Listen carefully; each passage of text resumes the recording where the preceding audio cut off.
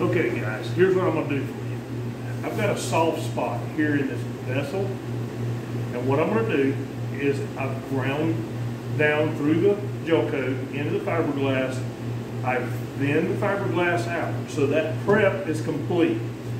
I'm gonna show you how to take this patch, strengthen it up using nothing but chop strand and resin. Now, I don't know why I've got this flashing autofocus going on here, but it's probably the windows behind me. Forgive me for that. But I'm only going to pause it while I get my material ready. And then I'm going to throw the material down here on the side that I'm going to use, and I'm going to show you how I go from start to finish in actual real time.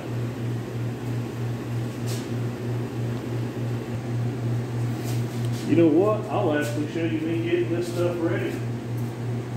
So the first thing I'm going to do is you get all your dry material first. So I know that it is longer than both my arms from end to end. I just laid my arms down like this and measured it. So what I want to do is I want a frayed edge on my claw. I'm going to pull it out. I know that it's about an 8-inch wide spot at its widest point. So I'm simply just going to lay this old paint stick, extension hole on there. I'm going to stretch out for what I need. I'm going to take this a little extra because it's easier to sand a little fuzz off of the outer edges of your patch than it is to go back and try to add to it. So I'm going to make it a little bit wide, have a little hangover on it, not the movie. And all I'm doing is simply pulling up against this, and it gives it a feathered edge. And you want that feathered edge for two reasons. It gets thinner and it's easier to tie in. I'll talk to you about that in a minute. And it also is a stronger bond on the edge. You don't want to have a square edge on anything because everything will penetrate it. Now you notice that these are square cut ends, and I'm going to show you how to fix that over there on the boat.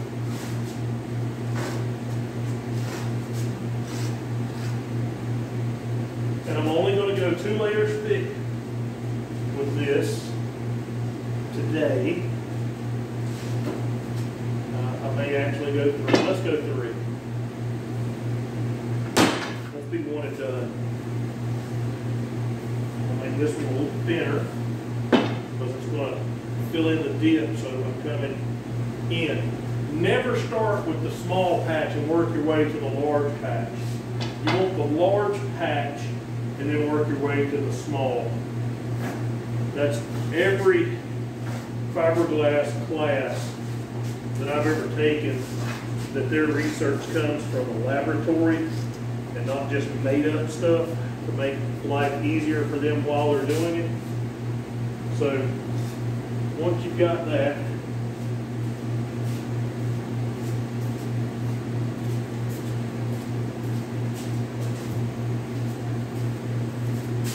you're ready to start.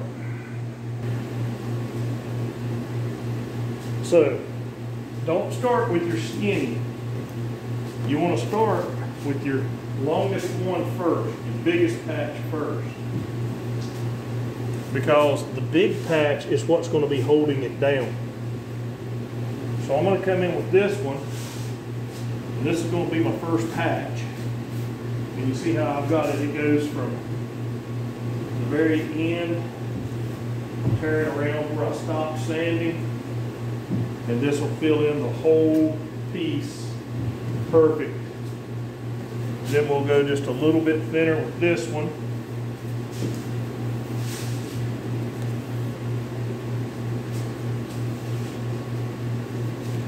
The noise you're hearing is the AC unit running here in the shop.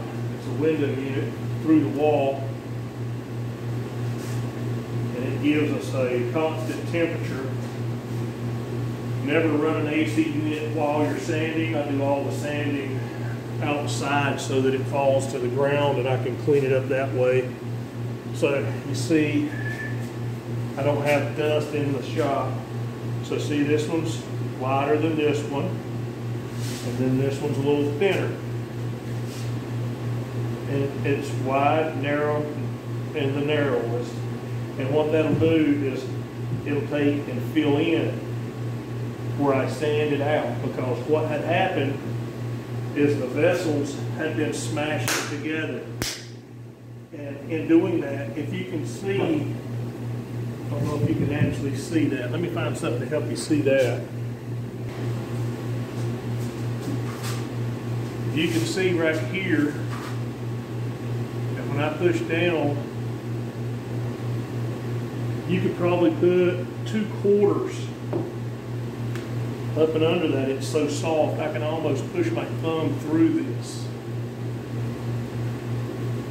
So that's what that is going to fix. We're going to make that strong. I'm going to go get 7 pumps of resin and hardener. After I wipe everywhere I put my oily hands with acetone. Now the reason I'm going with acetone right here is it'll evaporate almost instantly. So by the time I walk over there and make 7 pumps of resin and 7 pumps of hardener, it'll be dry. The epoxy I use today will be West Systems 105, and the hardener will be 207, the ultra clear, extra clear, whatever it is. Just an old Chinese chip brush. And what I'm going to do is I'm going to cut about a 1/2 inch to 1 inch off of the tip of the brush. Pair of scissors.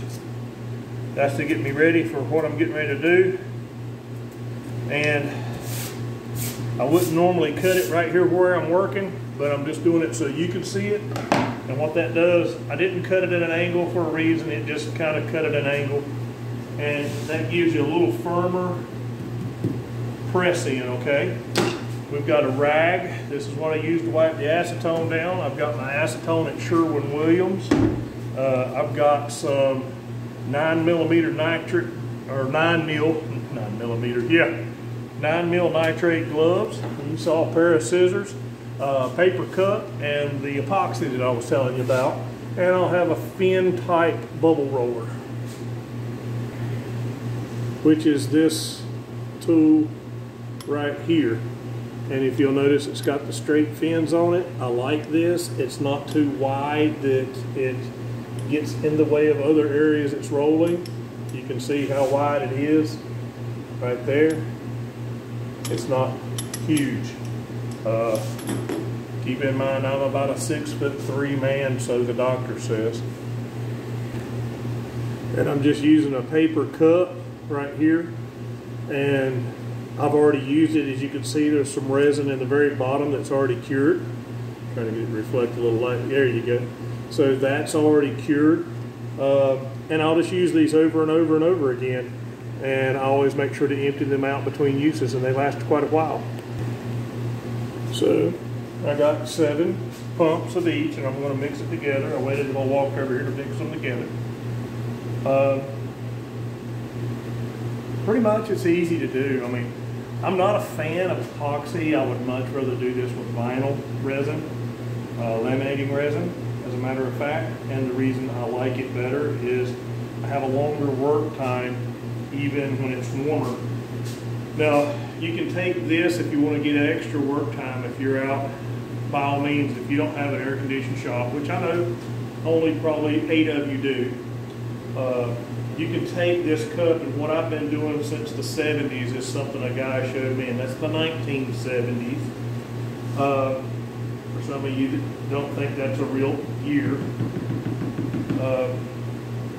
you can actually take the fiberglass resin and you can put a big cup and sink the little cup in it with ice in it, and you can put your vinyl resin in there and then turn around and put, you got the ice around it. It keeps the resin from cooking off. It gets the temperature down so that it's really low. Just don't have it so that your cup can go down, because if water gets inside the cup of resin, you just ruined a batch of resin.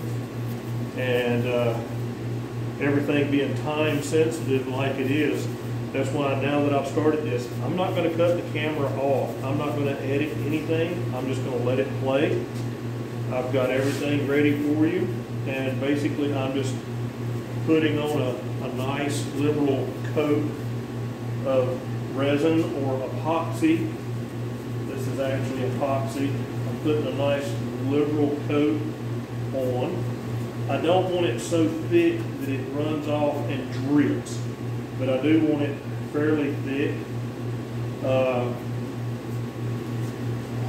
almost to the point of where it's going to run.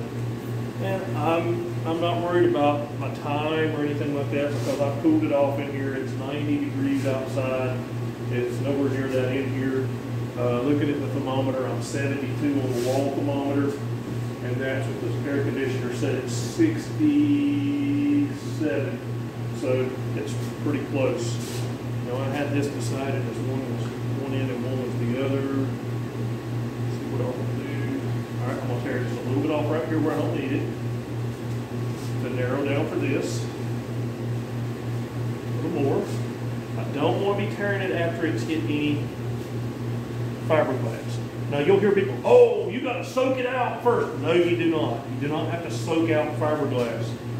I can lay fiberglass directly overhead and not do any of that soak it out crap that you see everybody telling you have to do. The trick to do fiberglass overhead is timing. You put down the resin, you let the resin become almost tacky, and it'll be like an adhesive.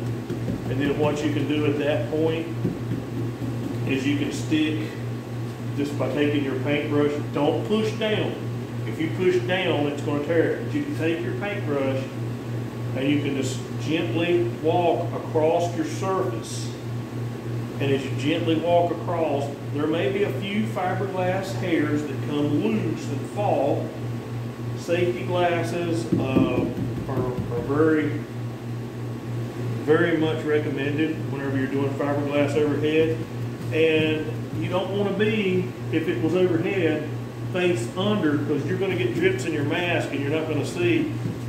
Pray to God you're wearing a mask if you're doing it overhead, because if this gets in your eyes, you'll never see another thing again. This will ruin you.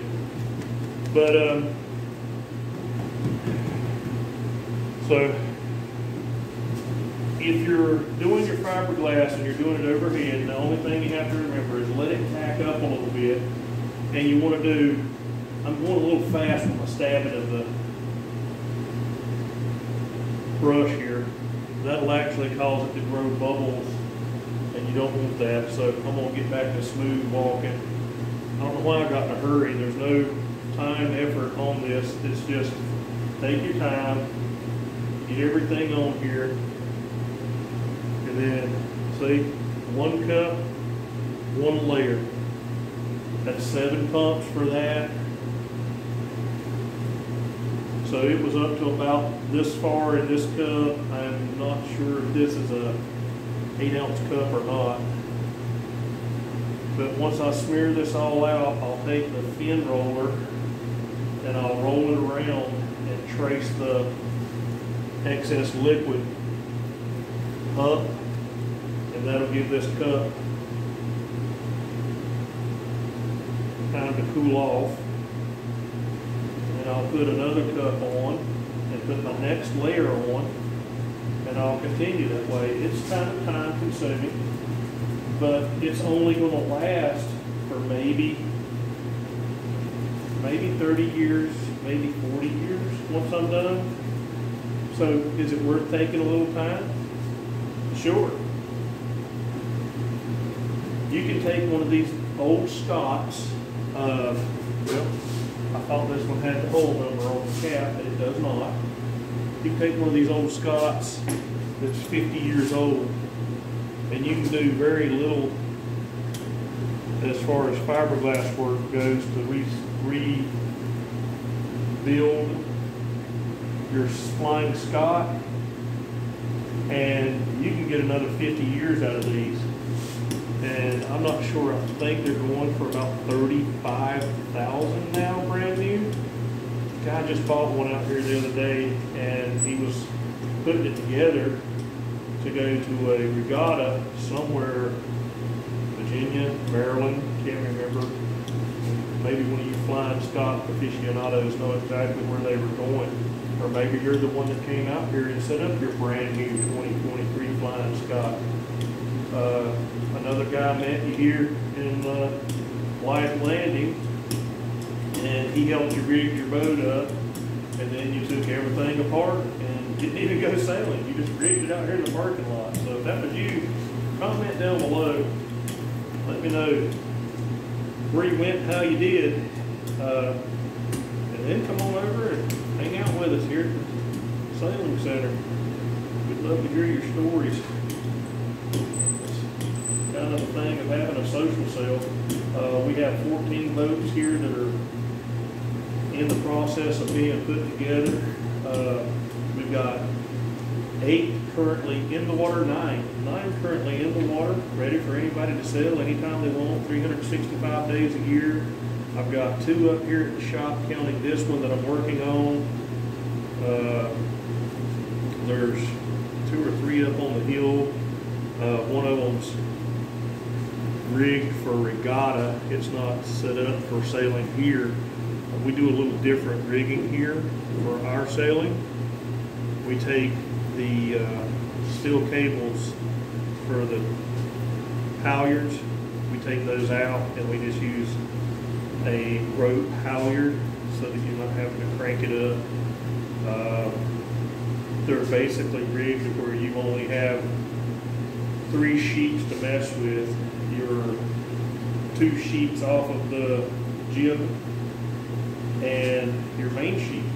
And other than that, you're ready to go sailing in a matter of minutes, man. I mean, it doesn't take long at all.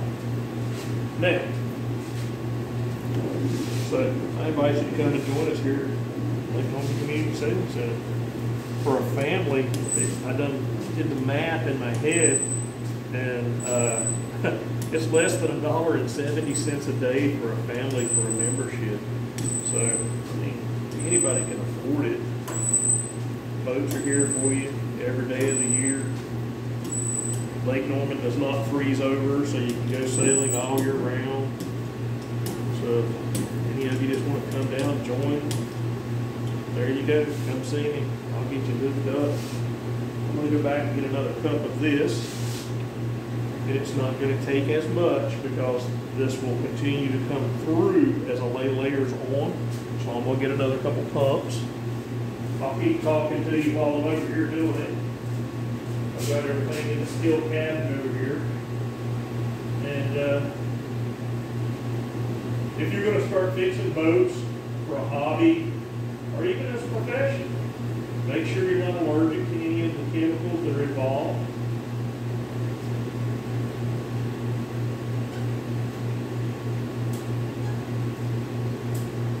Make sure you're not allergic to fiberglass itself.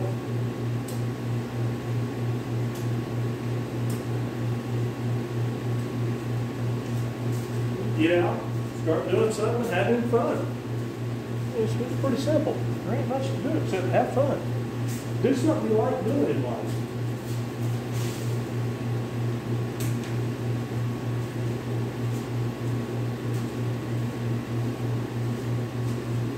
I started making these YouTube videos a while back.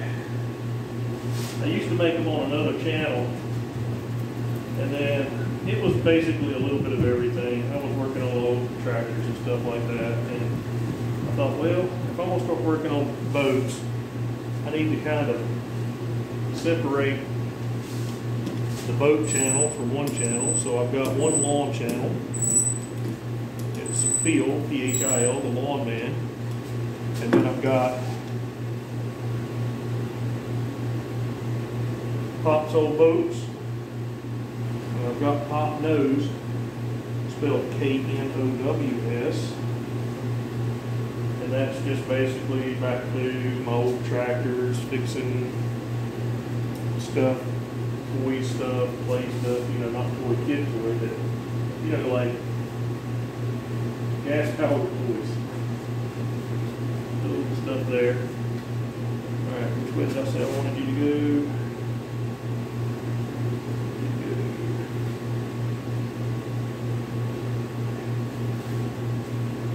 And you notice my hands aren't all full of fiberglass. I'm not getting it all over my hands. I'm still trying to be somewhat discreet with how I'm handling and touching the resin itself. Be cautious with it. And I found that if you pour toward the pour, you wind up with less puddling on the mat that you're laying down.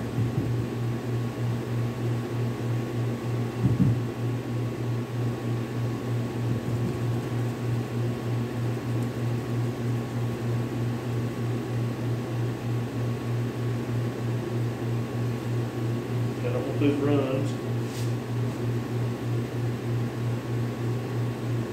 That's what they said after eating at the Taco Bell. And I'm just going to make little X's, gentle X's, and that'll spread it out across the mat. And then I'll start rolling the roller across it. You don't have to have that roller. You can do every bit of this, just gently touch it down and work away from the bristles as you move. And what will happen is it'll work with excess liquid toward an edge. So usually I'll work from the bottom to the top, going uphill or up slope, so that when I get it to the top, whenever that little bit rolls out, I can just pull it back across the top and do that. Now to get the extra out of here, I'll lay my fin roller down on the brush, and I don't know if you can see it or not, but it actually brings that little bit out of the brush itself so that you're not wasting as much resin.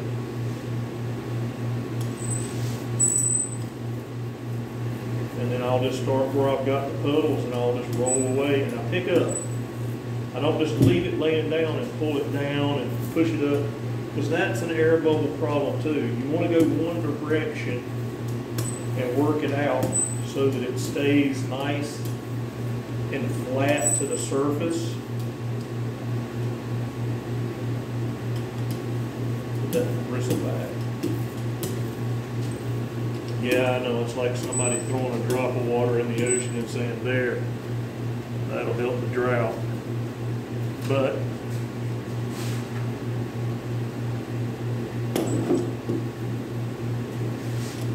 I'm going to work it back and forth in a little spot. What I'm doing is getting it down.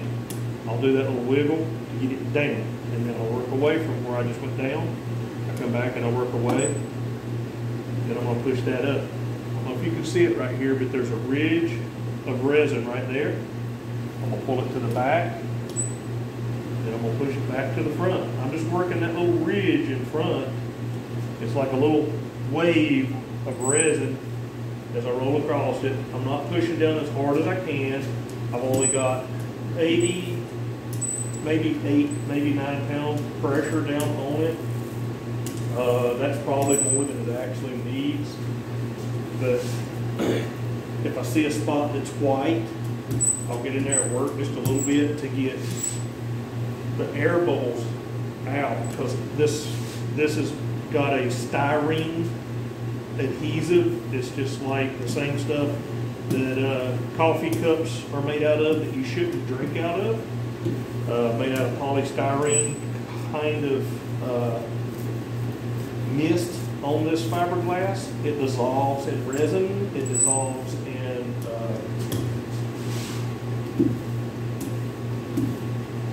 epoxy, it dissolves in all of your stuff for working fiberglass mat.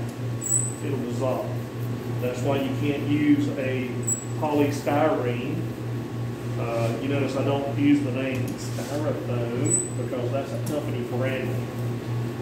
You don't use those kind of cups to mix chemicals in, because it'll just melt right through the bottom of it like hot lava through ice cubes.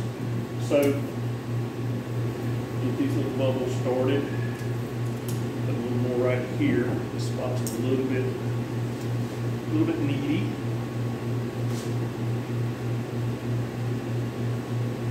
So if I see a spot in need, I pour out what it wants.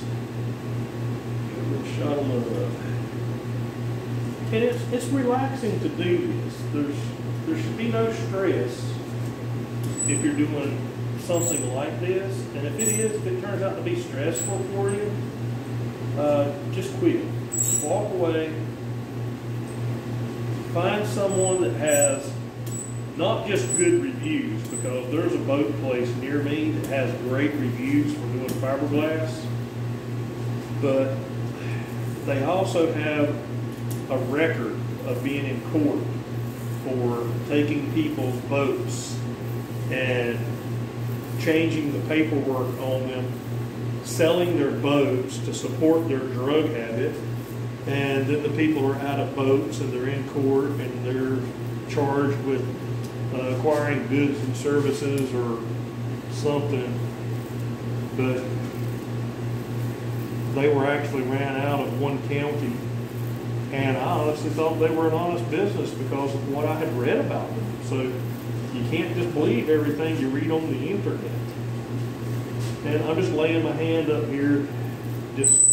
It keeps me from, I know I'm derailing from where I was at. It keeps me from putting my hand down here and bumping and getting the resin all over me. But back to what I was telling you about trusting a business. That's why I do most of everything for myself. I don't trust any businesses. They all seem to have their shady sides. And once a liar, always a liar. You can't break that habit. Now, I've got this one pretty well bedded in. I don't think I'll need any more. I think I have enough in that cup to finish this one. We will soon see. I probably rolled that last bit too fast. I gotta slow down. I usually do this without talking to myself or anyone else. I don't listen to music when I do this. I actually love the sound of the resin going across. I think on the next video I'll get you right down here close so you can hear what I like to hear. It's like music to my ears to listen to that.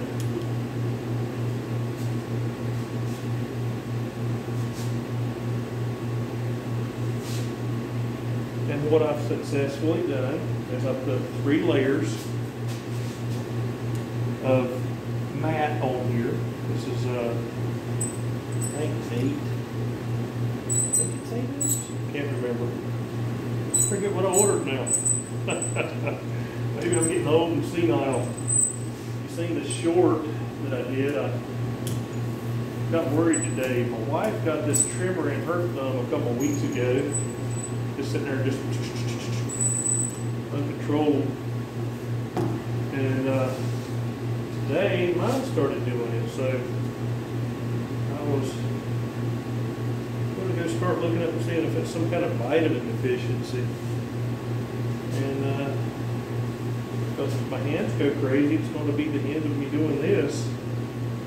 Because if I can't have a steady hand, I cannot do this. So let's see what comes of that.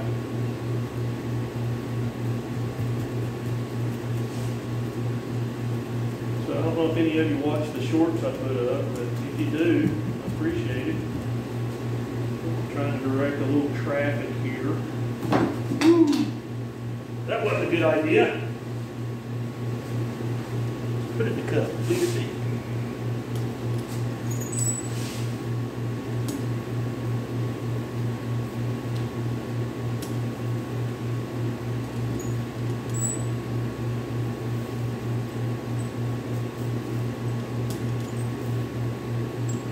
And I wouldn't want to do any more fiberglass than what I've just done. Because of the temperature being above 70. I like to actually do most of my fiberglass work when the temperature in the room is 60 or below, because that's the temperature at which fiberglass resin starts to cure. So basically, if I'm doing it at 55 degrees, it's going to sit there and it's not going to cure. It's not going to start doing the chemical reaction that causes it to cure. So what I have to do is I have to turn on heat. So I'll set the heat for a timer so that it has a couple hours of heat, and then it'll knock off. And it's cured. After that, it's no problem. Now, I've told many, many times, I say this every time I talk to you about my curing time and my desired reaction for curing. I like for things to cure slowly. It's a crystalline type of formation if you look at it under a microscope, and that crystallization, the smaller that those crystals are, caused by fast curing, the more brittle they are. Longer crystals of curing appear clear. So if you look at fiberglass and it looks like you're looking at true see-through glass, then you're looking at a slow cure. And I take a little, going two subjects at one time. I take my pressure off and just let it roll up, and then I'll pull it back, and then I'll push it up. And what I do is I jump that wave. But the curing time that I like the longer curing time. It makes a stronger, more pliable cure, and you want it to be strong, but it also has to have the ability to be like the great oak tree, and it has to be able to flex and bend a little bit. The old song that says the tree was strong enough to bend, that's why it's so old. Others are broken away. Well, there you go. If you make it so brittle that the first person that steps on it cracks it, then you haven't accomplished anything. Now, the reason I'm strengthening this side up is where boats have not been tied up properly. They'll tie the ball up here, it's too far forward, back smashes together. They'll tie the ball up back here, that's too far back, the ball will smash together. So I'm trying to get it so that we have a system where we can tie these boats up side by side at the docks and them not be able to beat each other to death. Now all I'm doing right now is I'm just looking at the high and low spots in the matting, seeing if there's anything that needs a little more push through it. It looks well. It sounds good.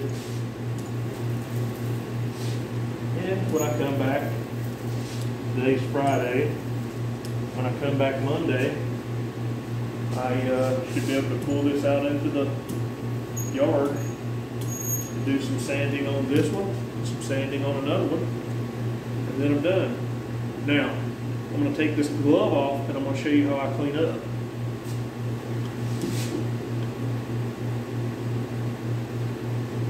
The reason I'm taking the glove off is so I can pause you for a second.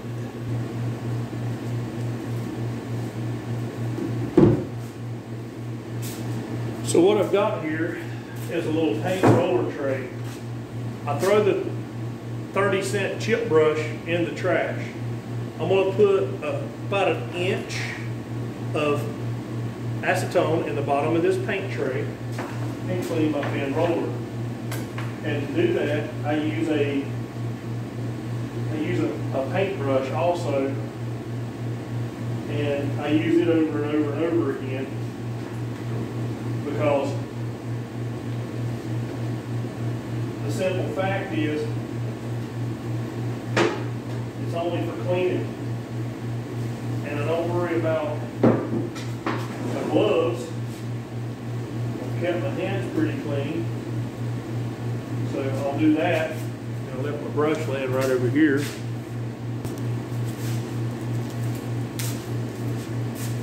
paintbrush, I roll it back and forth.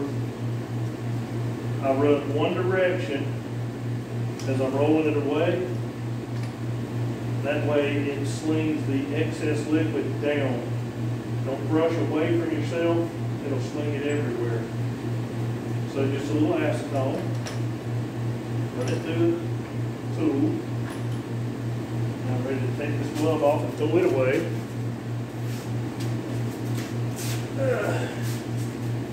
Put a little acetone on the glove to take it off.